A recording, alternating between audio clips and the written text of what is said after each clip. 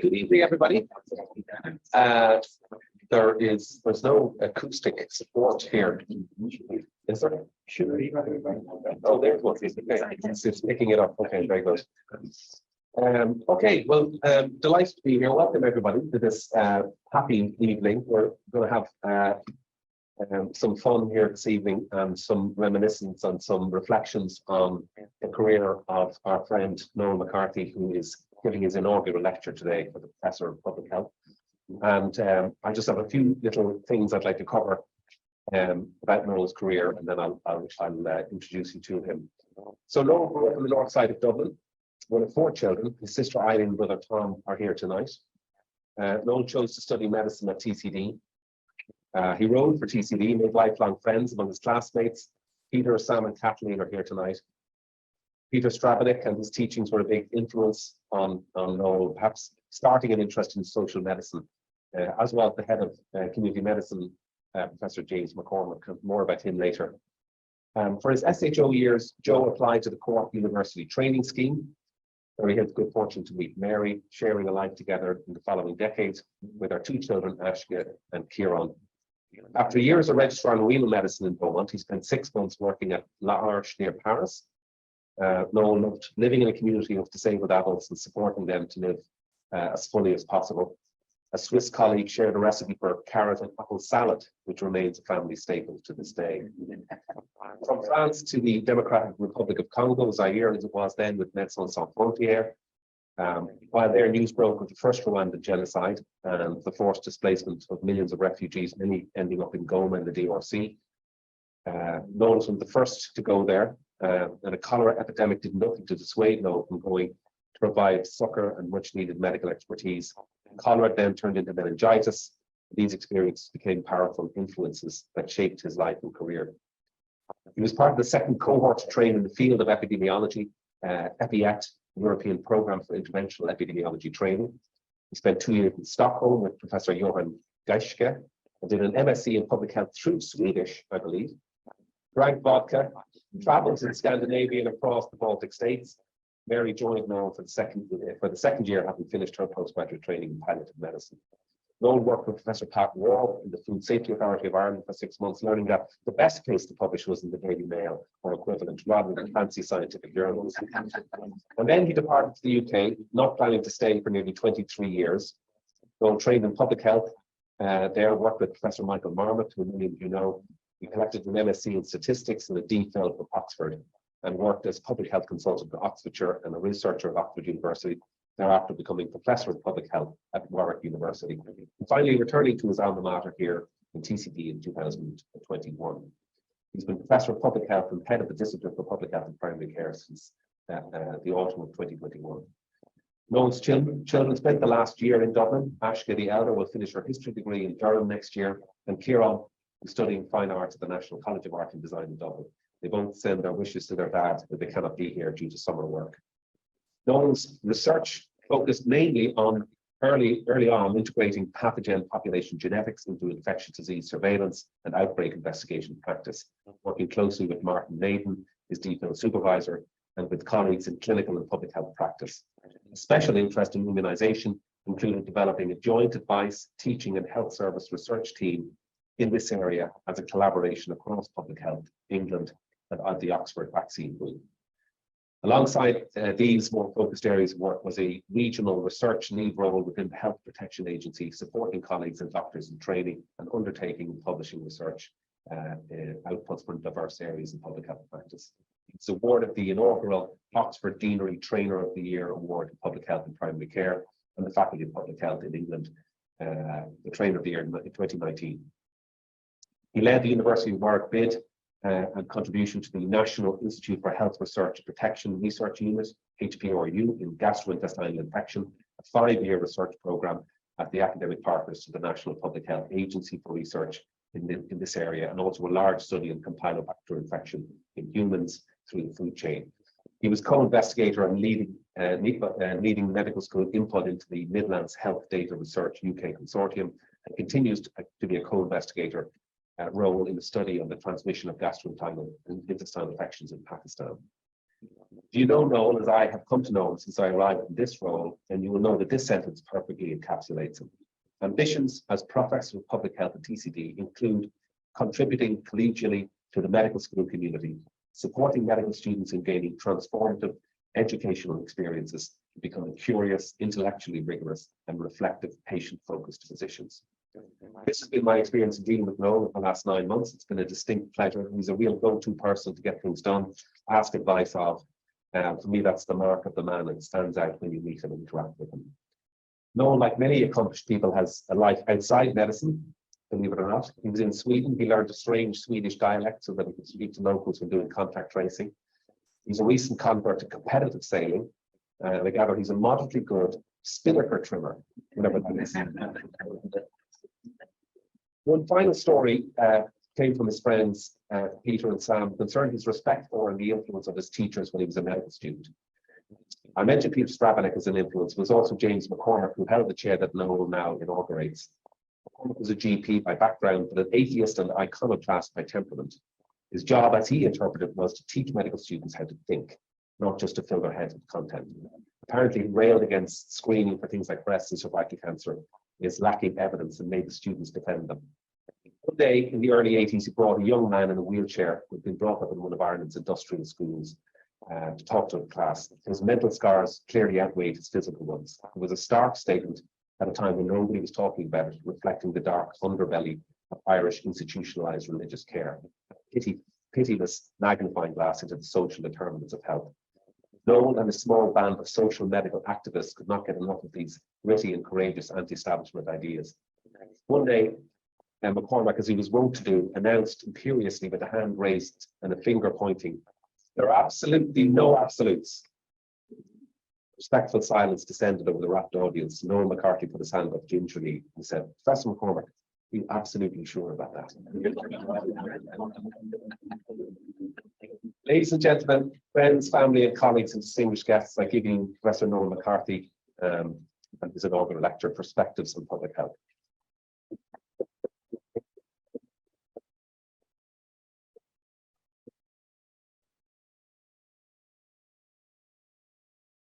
Thank you so much, Colin, and thanks to friends and family in particular for what you didn't say to Colin. In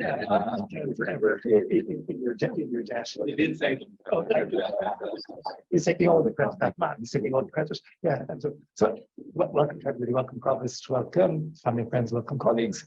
Huge thanks to Mary, who's come across from England for a day and flying back in this busy time. And I saw Noel McCarthy about his cycle around Clontarf, especially. It's okay.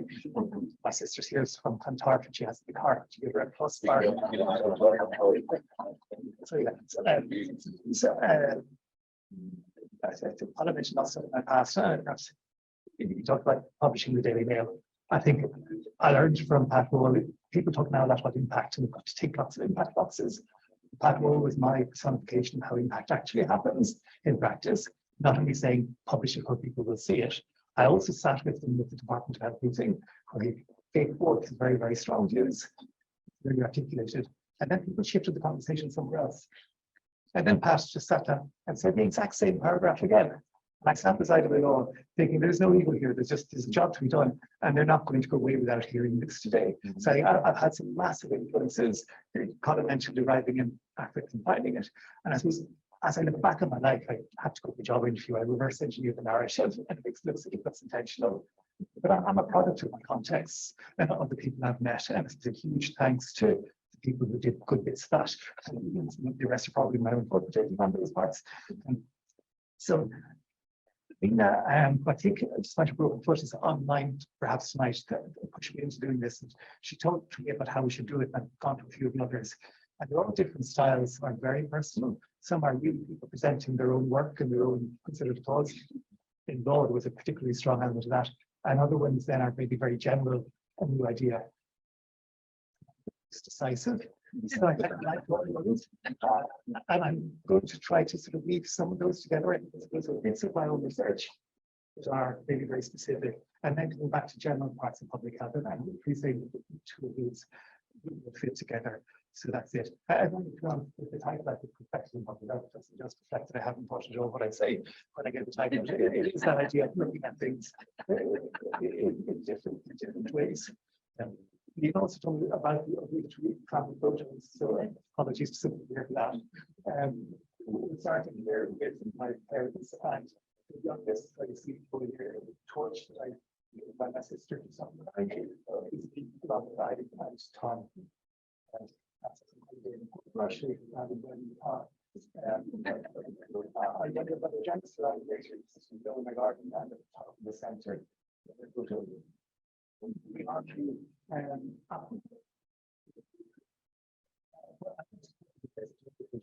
I was the top of the message each year.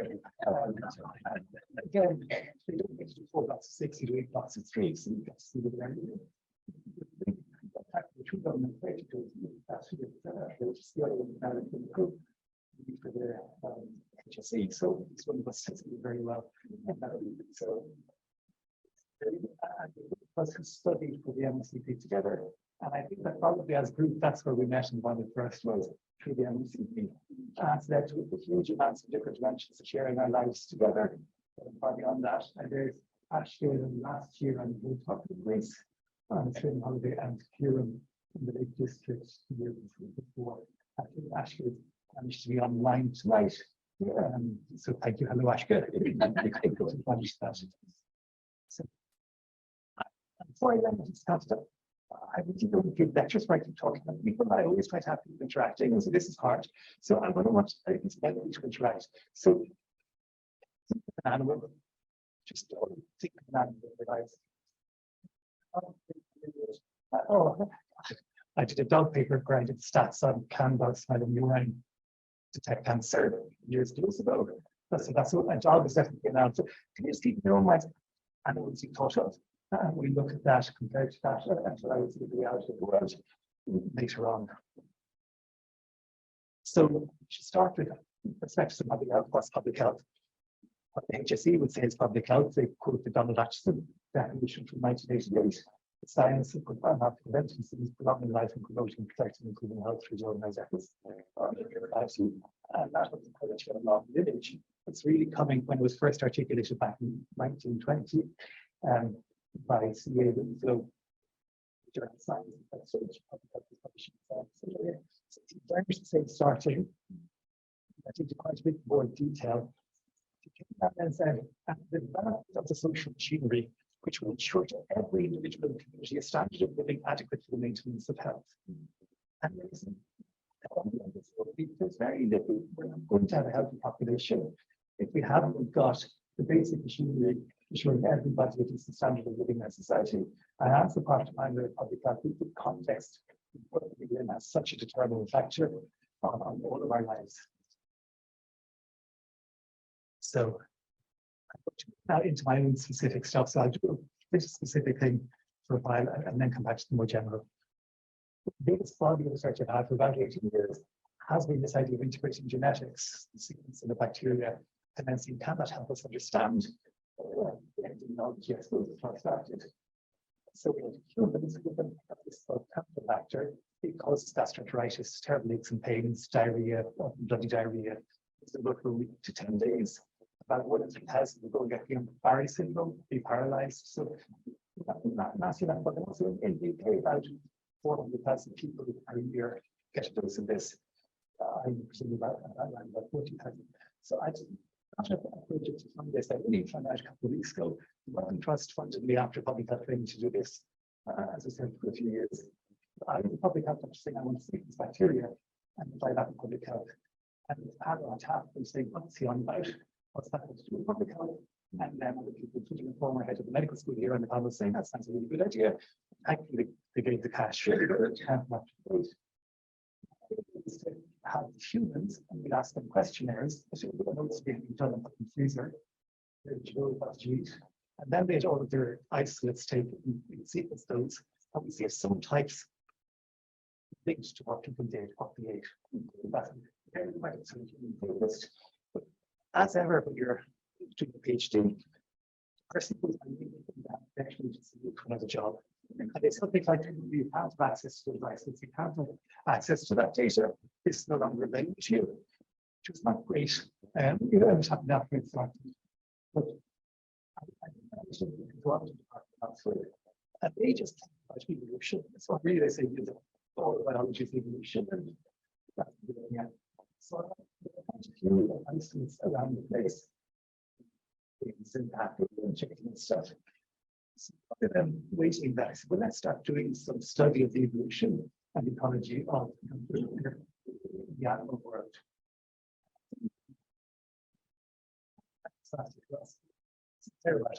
The dead end boost for Campylobacter, because for human this survival is gone. It's more interested in survival is more affected by things like living in a chicken or living and that's where the true reservoirs are. So it's actually looking at a ecological basis as what to do. Interested in that for its own sake. So we did that. We did a range of studies. I'm just going to check what I want to say by now. Absolutely not. I'm going to show some results first and then go back and talk about some of the methods that we developed to find them. So here's looking at liver collections of Campylobacter 20 meter starlings, 50 meter starlings before. So we put down the world patched together a little bit later.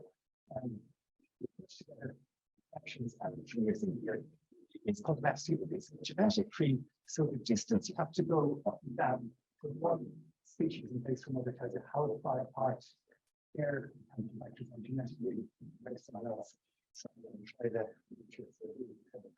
bottom there for the types of starting and the starting have highly similar Campylobacters typically. Similarly, so they're the same species which are apart. Short example of an material or a situation that clear shore birds. That's a very similar Campylobacter. In contrast, the shore birds are much different to starlings. So you've got this intensely strong association of life history, the ecology of birds infected and license Campylobacter that are infected around the world and there. See that geography of the road. She says, then come up with the anomaly. I don't think chicken is very like a cow. I think they're different. And that's not there. Similar Campylobacter. Whereas I think that's breaking all that natural and putting on. We think that has to represent on see that the breaking then as it's invisible. Association. A bit of a mess, much weaker. So then it's actually looking at that's the reason it was as humans get affected. Not the sandpiper, but from the cow or the chicken. So we looked at that and said, well, that still find a bit of a host association. How many have the genome where it comes from? So this is what every time you do the line, it's a Campylobacter isolate and what coli taken from the North American pig.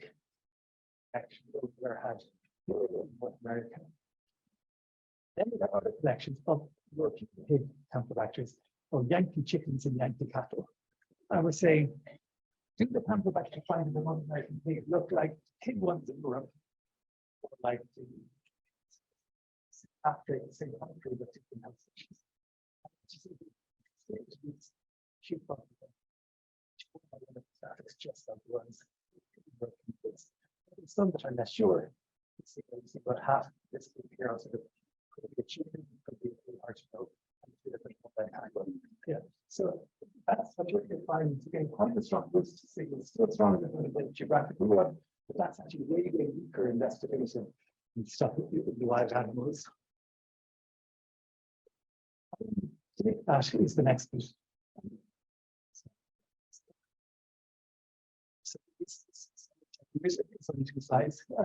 It's in 2000, Julian Parker and Brendan colleagues published the first whole genome sequence of the Campylobacter bacterium. Are now doing that work today.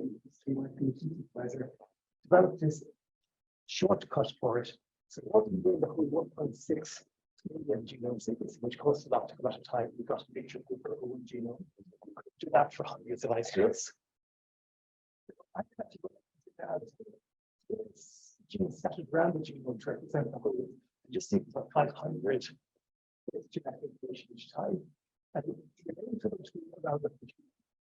time a gene come out, the shape we all thought it would be. So effectively it becomes half the genome.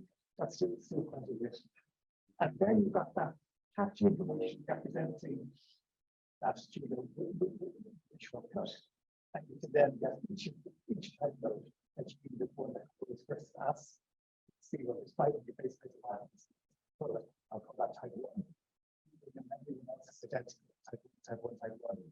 Yeah, when it's type 2 is important.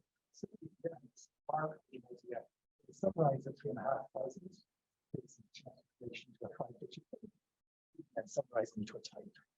So that's the basic analysis. And you just see that to do the predictions like what was it come from, which is what we then did. And it sort of worked. And so the take example I showed is one of the good ones. Here's just like just the genetic sequence. Guess where it came from and how often would we be right. So we did an experiment to try that out. For example, if you just toss a coin, a 3-sided coin, you can keep it out, you get it right a third of the time. So that's just random. And you have 67% uncertainty. Yeah, and the sequence type information say, well, does it look like this sequence type from these ones? We got it right 40% of the time. After we go to pass and medical school exams at 50%. But this some signal, we moved about 10%, 7% out of 67%. Certainly, if we took each gene as a separate piece of information, it did an awful lot better. Get it right 58% of the time, and 3% so see that each works better. I just this might have been important biology. And it still had to this stage any human isolates search to do some things. He said, well, let's try to work out what's the biology underlying this signal. I was asking you about genes and heredity. People like me would think it's about who your ancestors were. We're tracing down what we received from our great grandparents, grandparents, so on. We each get half of our genes from our mother and our father. So we're looking back at that heredity. Bacteria don't have sex if they don't mix their genes. So it's a really strong signal. They'll divide in two, and those 2 cells will divide in two, divide in two. So in theory, everything is identical, and you've got to image right back up to the ancestor that all this mixing. But gene copying makes mistakes. See that mutations, all these slight differences, tiny differences by gene accumulation, and you use that to trace back the heredity. So it's really nice in bacteria like Joe's tuberculosis. Okay, it's beautifully it does just this. Campylobacter is promiscuous. It has its own form of bacterial sex, so it manages to pick up this DNA from elsewhere. And how it does that is, if a bacterium dies next to it and lets its DNA loose, it's hanging around, there are mechanisms like which you can take up a bit of that DNA, insert it into its own genome, and swap it out for its bit, protein combination. So it's inserting its DNA in the area around where it's been living. And then you get a great big lump of alien DNA. So you see the whole genome that's looking at that ancestor. Like, what's that illegitimate bit of DNA in there in the corner? And it does this a lot. So that makes a mess of all this capacity to look at the heredity. And almost everybody looking at bacterial genomes had ways of getting rid of all that recombination nonsense and then just looking at the bit that's through the ancestors and then being able to trace it back. So that's the way you think. But if you want to know who their father is, that's fine. If you actually want to know what animal ancestral bacteria is really not the right thing at all. So this is the other side. So we said that might actually be the information we want to use what we fill out. So the whole family of bacteria is the exciting ST21 complex. It's a family of bacteria that are closely related, maybe descended from each other. There's a couple of ancestors here, ST21 in the name. Genes, 17 the same as the long ST21. If you need to find one, then you have to use the type. But if you find two, the ancestors, you're again using the type. So you see that family and family to find It might be a mutation, or it might be a recombination sitting in. So here you are, okay, if I'm an anti-21 complex bacteria, and I've been living in sheep, I'll pick up DNA that's hanging around in sheep. I've been living in chicken, I'll pick up DNA that's hanging around in chicken. So you that's it. So that's impossible. And then we're going to see Campylobacter soup. And the thing about these items to see what are the genes that really only sheep bone, that the light gray color here is chicken, and the dark gray is it's from sheep or cow. And light tells you the certainty that dark gray is from. Nice. So then it starts speaking something came from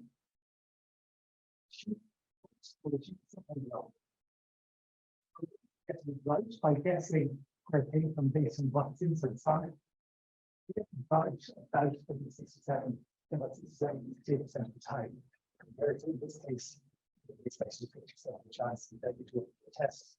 So that's way more right. So here we're saying the signal of picking up this DNA is really informative about where that came from, where its ancestors were. It's not who you thought it was, it's what we thought it was hanging around with. And that's the signal that we've used. Okay. That's the end of population genetics or time methodology. So armed with these methods, we've done the various studies. And here's one where we got the FSA, that Colin mentioned, gave us 1,000 per day for a period of 3 years. Sequence all of the isolates in Oxfordshire, ones around Newcastle Tyneside, going up toward Durham, where my Ashka's at University. Ashka, if you were there, I go back to we would have had you. So we sequenced them, we sent them all questionnaires, 2/3 of them answered, and 2/3 they've done what they do. It's not money to get someone abattoir studies on chicken and things, and get those isolates and sequence them, and go to the supermarkets, buy lots of food, and sequence the bacteria out of that, so you can start trying to trace it back. The project, the FSA said, that's all great, but our new research priority is antibiotic resistance. And we had a contract that they would end on every year. So they told us, so we'd end you at the end of the year. So we're now studying antibiotic resistance, which is a bit of a blow. I was somebody, are they really just happy with us? So we went to talk to them, no, it's really good for us looking at antibiotic resistance. So, okay, do you know if you sequence a genome, so we're in the whole genome now, you can read off this antibiotic resistance. So don't you want us to tell you about the antibiotic resistance?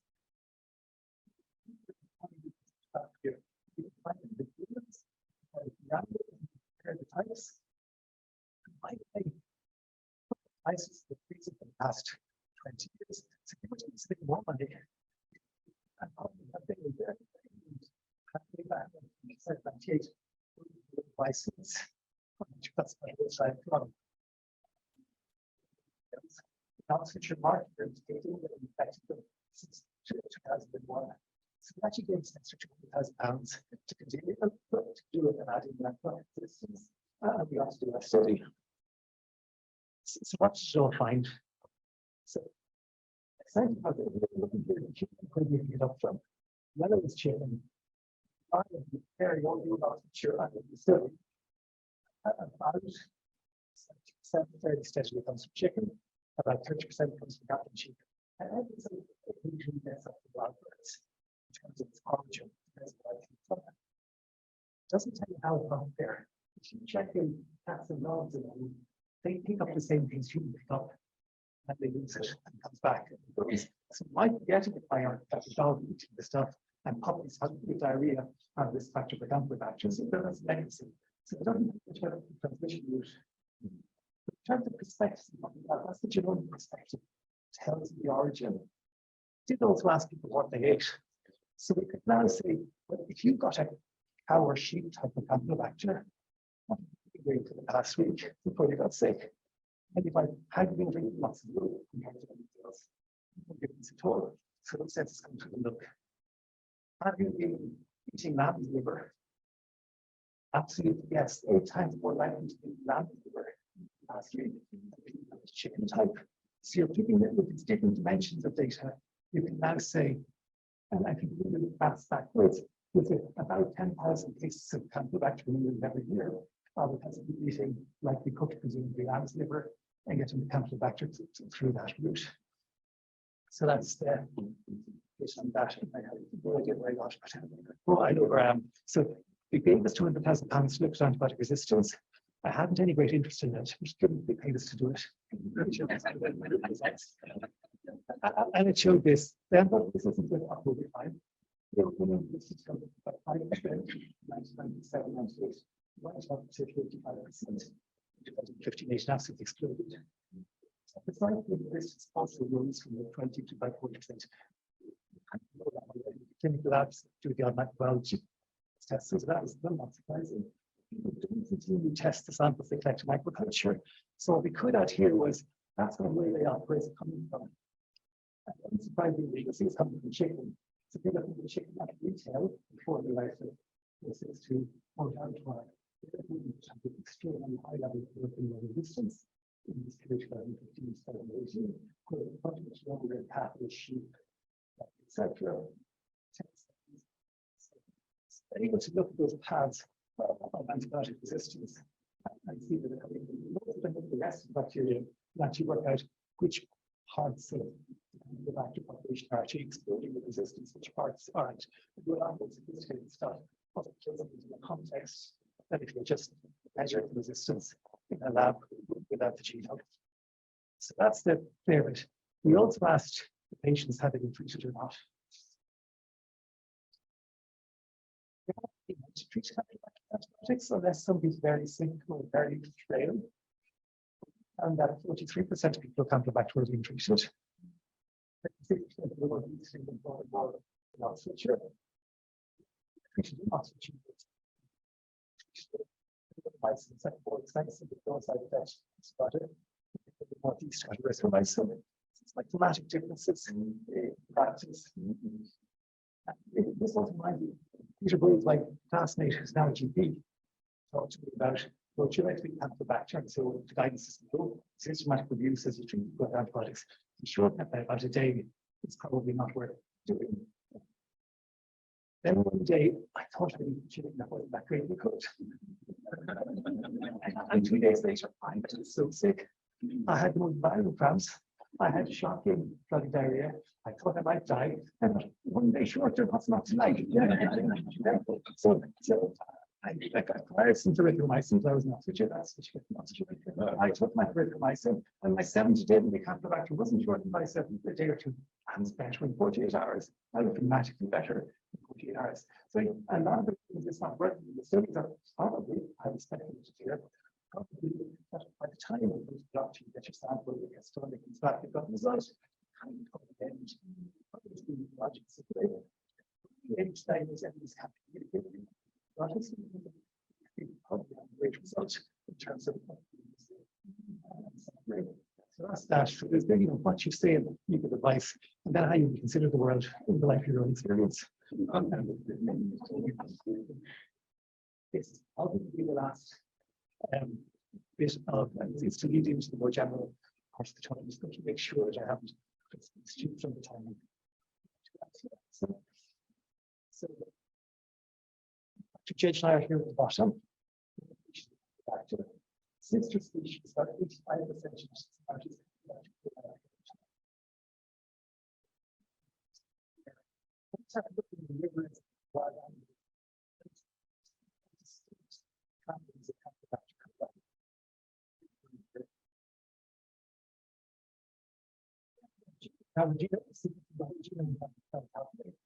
but two of the cases, 2 and 3, just the Campylobacter, that's like judgment dark there. It's pop out the dark way. It's getting infiltrated by the judgment. It's like Darwin's finches, they all go to different islands, different types of foods. They change their beaks to eat the food on that island. So you're getting differentiation. And that's how this honorary evolution is really rare.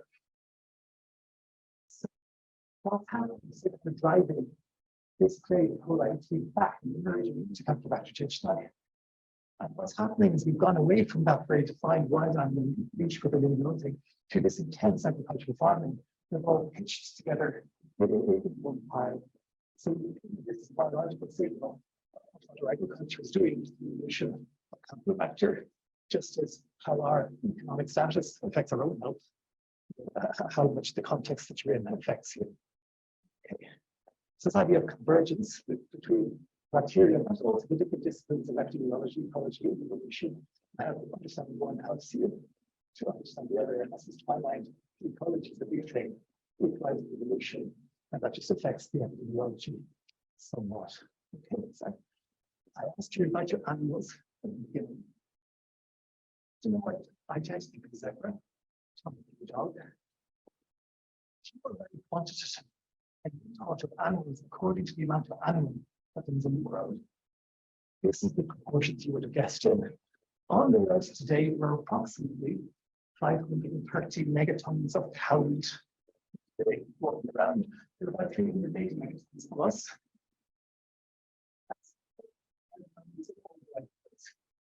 There. Great, it's true in one culture where living animals in the world today are cattle and humans. Some sheep, even bulls, some sheep and bulls. I was actually shocked. That's the world that I'm living in. Consumers, that's what you're getting Campylobacter. Biodiversity. It's really salutary to the world. So that's the Campylobacter bit. And briefly talk about one thing. Joe's here for these tuberculosis in Oxfordshire. I got into the genetic part of this thing, but I was the county infection control doctor at the time, and Tim Walker working with the research was working out the mechanisms of understanding our ISIS back in outbreak of all the old indigenous sources. So he did that, and we then had all the genetic data, and we put together the human surveillance data to make for a picture. And we then started this slide. Essentially, there are people who are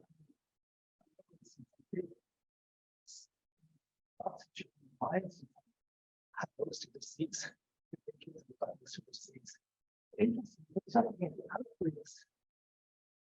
Dominated by people in this country. It's very spread in Oxfordshire, far more between people what a lot of being but condition in private school and then further education college. So that's just again that we bring together the basic steps of the genetics. Yes. Things like confession, people succeeds.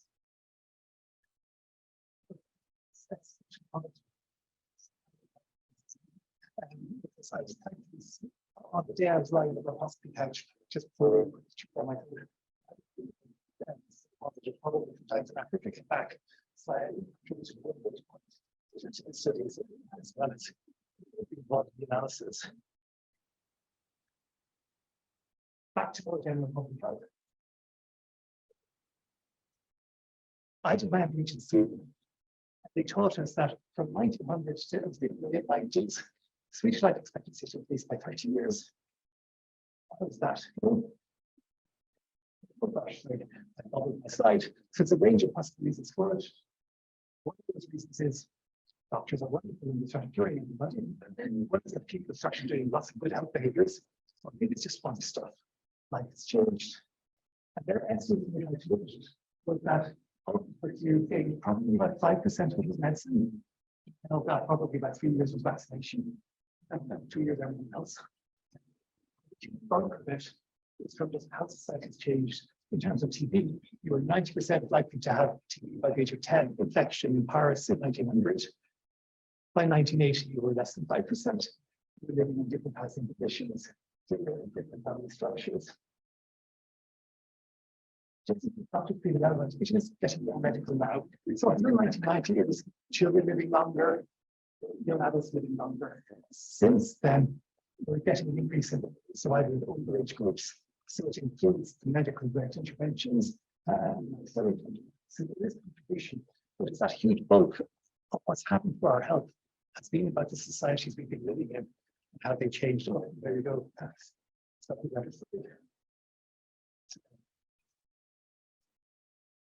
I first went to England after one job in public health in Cambridge 9 in January. Harry got a job to have very consultant in Oxford. I was trying to get back across, but the head of the deanery wouldn't let anybody in. So I had to apply separately to the other deanery to be able to have them away to be able to get a CT to move. It's big with things that I was having before, saying, what are the public health challenges and how we 20 years, but how will we address them? I said, well, let's imagine myself back to 1900. What I thought would have happened? Would I have got it right? I didn't do well. Would I have guessed the epidemic? Would I have guessed the pandemic? Though 90% infection would be a problem. Probably, yeah. So in general, not very specific.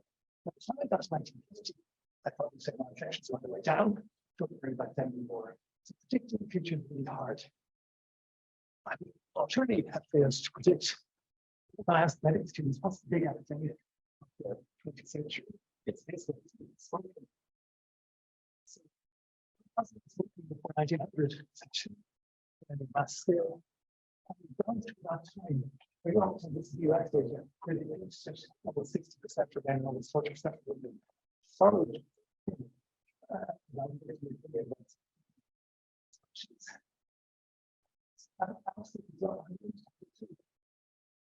Sounds great. 2020. The world's changing so much. I don't know what I have to do. So, influencer, I think this is awesome. I don't know. I don't see how I can know. So, what you have to do is train as a public health doctor. And then I can be involved in surveillance of various diseases, picking up early the things that are changing, and then you can maybe do something about them. And then you're giving me a job. And I think also a lesson at the interview, this would be the assessment that they can learn. Yeah. So then let's look at what happened. This is again American. It's just to say lots of stuff happened. Something such a realizing that it was causing lots of cancer.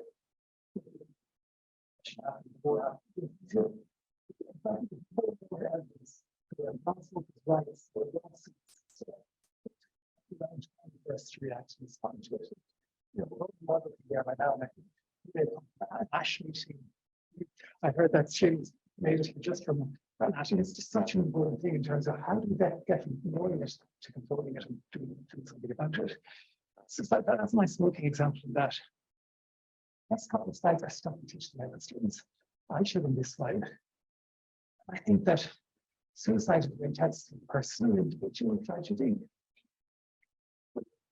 North America, they continue to generate just the same amount year on year on year. 3 times more for men than women, simply across the time. Russian solution is the same, but here in the period after the fall of the Soviet Union, when life got shaken up like crazy. If you went into Russia and did an epidemiological study, what are the risk factors for suicide? You say alcohol consumption is happening in individuals, more than that. It's not the real thing.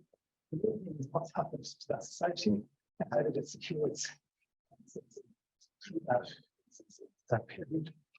My colleague, Nina Doherty, she showed the student this slide. She actually animated year on year on year. She adds index by BMI over 30 over time in the USA. And go back to 1985, it was the system.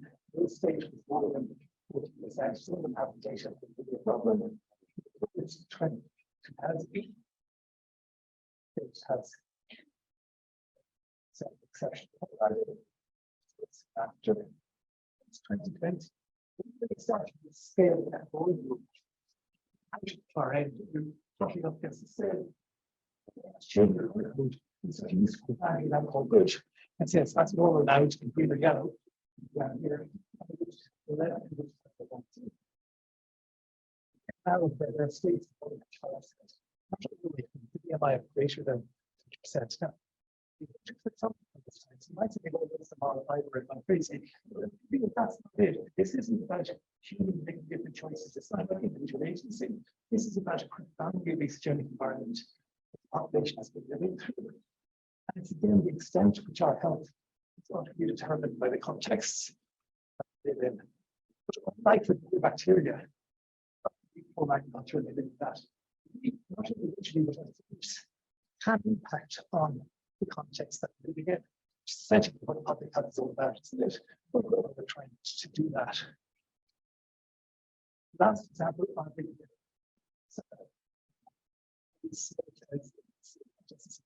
our department, just first. Here's the Scottish stuff. To show you more dramatic ones for parts of the city centre of Dublin. There's all other ones from America. Essentially, it's looking at when you were born, the year of birth is on the top. So you were born after the birth. Swelling. So we're looking for that at the map. If you then add an extra dimension, we're looking at the cool man.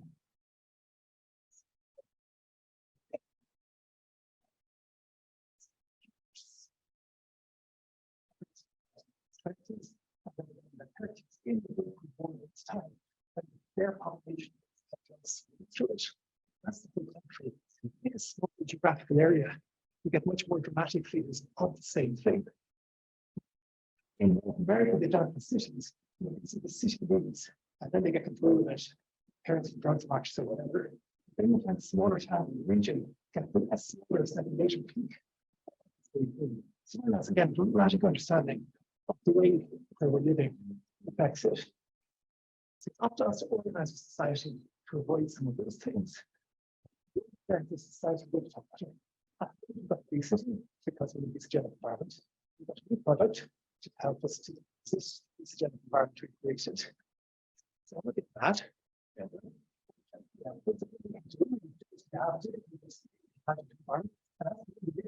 really hard. That's a society. Business by the chair talked about pensions. It's kind of shifting of the making sure the adequate income in old age to individuals. Just work. All the others it doesn't work. Literally say we're not responsible for it. It doesn't work in any other way. Somewhere. So you have to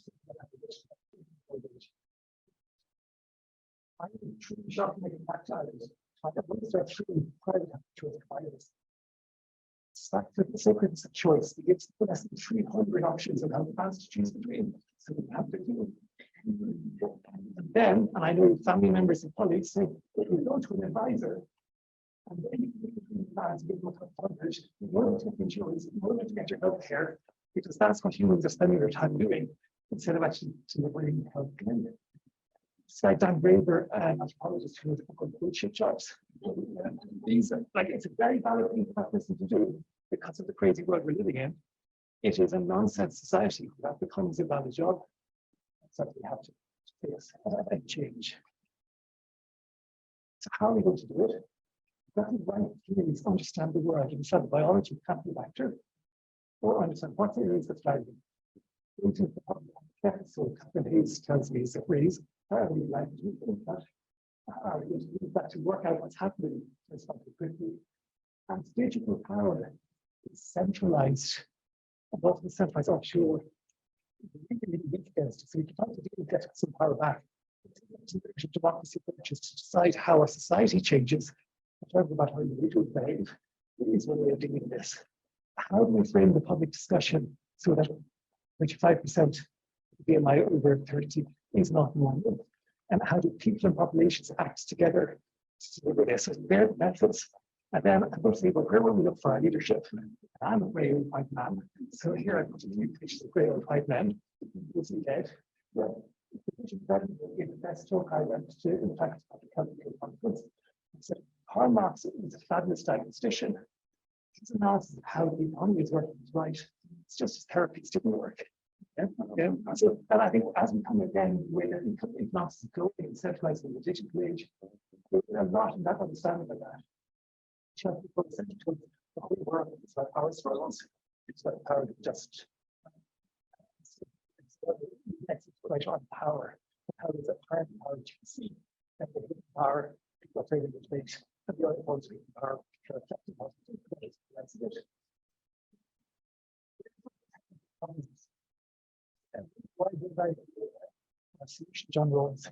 So for all your policy, aren't you going to know who you're going to be a society and bring your own policy in one way to randomly going to be anyone?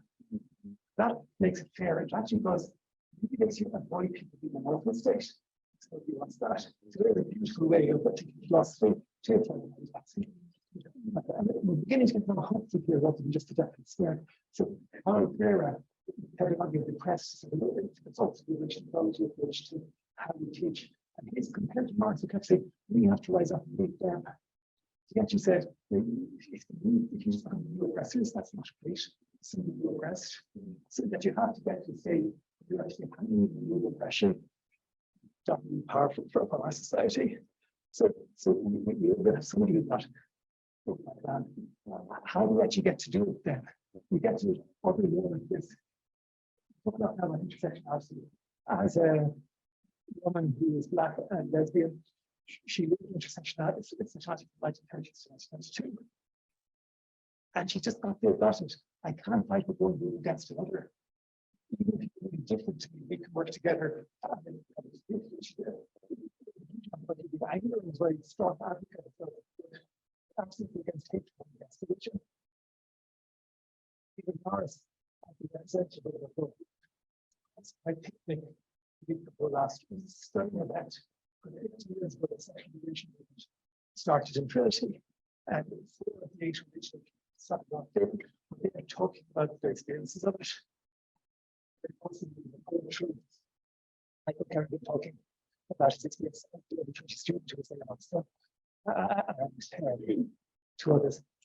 And they talked about how they had struggled, but it takes right through to the marriage equality referendum and how it was done in a consensual way in this country. It went from being an outlier into bringing society together as we shift to the direction. It started movements. And we used to be talking about gosh, and Greta Thunberg wonderful. It must be tough being a daughter to a person who keeps saying how wonderful Greta Thunberg is. But she's got pat one levels of clarity of message. You know, she says it, she knows it, she says it again, she says it again, and back and forth. She's stunning at bringing people around her and being able to after her mission. So last I just want to bring in the fancy. When I was an student, he was a respiratory doctor who taught me bits about how to examine the respiratory system. It's only I came back to Ireland, and so I wanted to start out with smoking, so that we were one of a huge team. Amazing work by advocacy to actually address smoking. We were directly confident. So that's just for our doctors that we real thing that we can do by looking at problems and solutions. So my last slide is I was asked if I interviewed problems the next 50 years. I haven't done work. I still don't know the next 50 years. In the next 50 years, it's already know a huge problem are financial health, that's a big health. It's not just for pensioners. How are we doing that? It's back to that definition of the health. It's to mess this up. How mental health? The work is work. It works. What's so bad? So what are the activities? Thank you very much.